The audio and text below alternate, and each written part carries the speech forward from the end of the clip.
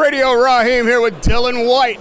You know, the last time I saw you, you were about to be facing Anthony Joshua, I should say, after the fight.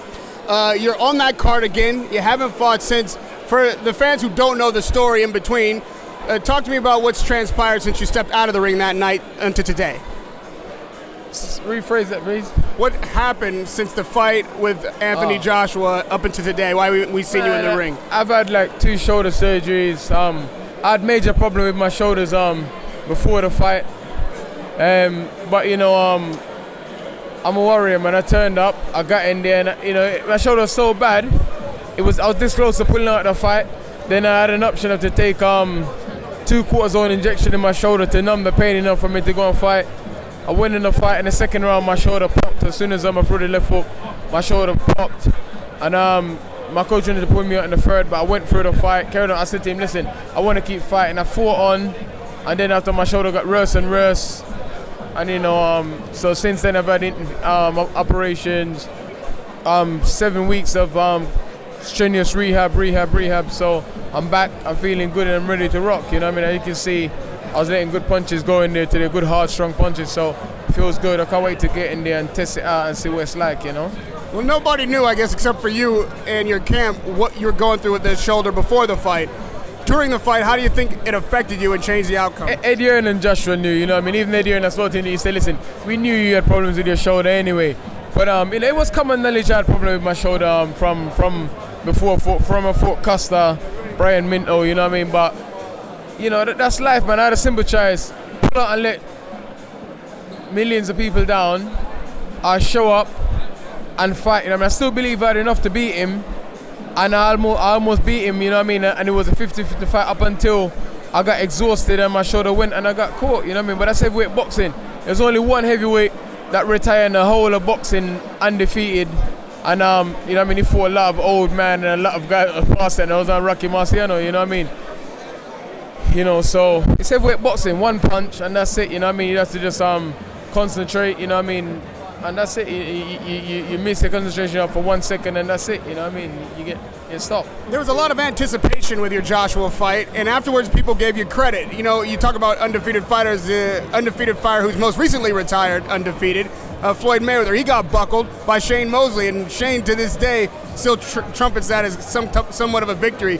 Do you see being the only guy to buckle Anthony Joshua as somewhat of a victory? No, I don't see that as a victory, man. I'm a winner. At the end of the day, it's a loss, and it's no for me to get my conditioning right and come back stronger, and that's what I've been doing. I've been working on my conditioning. You can see I look in much better condition now than I did in December, you know what I mean? I've been training now for 7 weeks. I trained my conditioning team.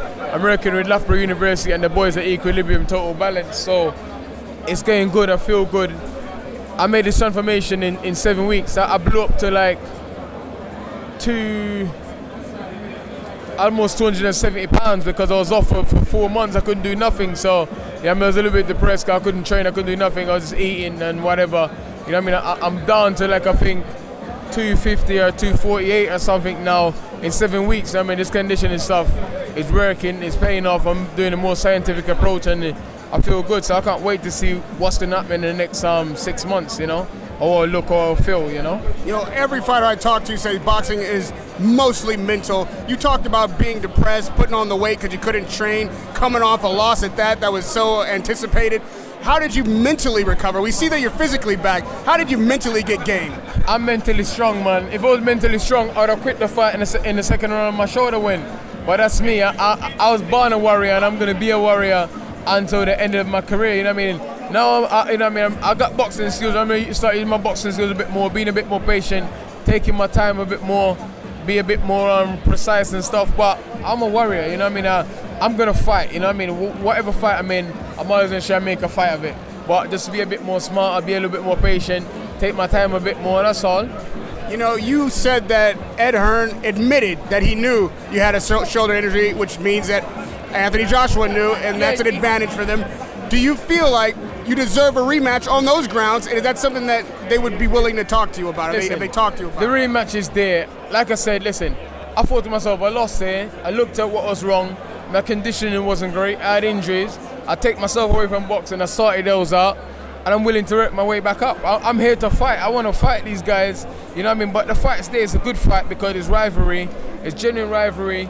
There's so much passion and so much drive and hunger and desire when we both meet. Look at all these other champs he's fighting. Charles Martin was terrible. Dominic Brazil go past 3 rounds Saturday, I'll eat my hat. These guys are terrible. These guys don't come here to win these fights. These guys come here, oh, I'm going to fight for the world title, I'll get a payday, and I'll go home. That ain't me. You know what I mean? So it made him get in there. It's a fight where he's scared, he's nervous, and I'm coming, you know what I mean? You know, he said, oh, yeah, I got lucky and blah, blah, blah. Listen, I was in there with him, and when I caught him, I saw fear in his eyes, you know what I mean? I saw fear and terror in his eyes when I went after him, but, you know, he can say whatever he wants. He was in the ring with me, knew how close he was. Any boxing expert or boxing whatever will tell you that he was in trouble, and he knew he was this close. But he had better condition than me, he was injury-free, and he did what he had to do. He got the job done the way he got it done. You know what I mean? So, what can I say? With all that said, do you think that he fears the rematch? Would he be willing to give it to you? Does he have the heart? Listen, he will give me a rematch. It will. Because I think he's a bit sad and upset that I took all his best shots. Didn't put me away like Charles Martin got hit one right hand and pretended he got shot. You know what I mean? Listen, he hit me with about 40 right hands. You know what I mean? Whatever I hit him with was hurting him. I was taking the punches, walking through them. I was still strong, I was still very competitive up until I got stopped. You know what I mean? So he would definitely give me a rematch. And if he doesn't, I work my way up the ranks and I'll fight him again. Radio Raheem with Dillian Whyte. Happy to see you back in the ring. Can't wait to see you Saturday night on the undercard of Dominic Brazil and Anthony Joshua. Good luck, man. It's a pleasure to talk to you. Thanks, man. You got a cool interview in Vice as well, man. It's cool. Cool Thank for you. TV. Thank you, man. Thank you.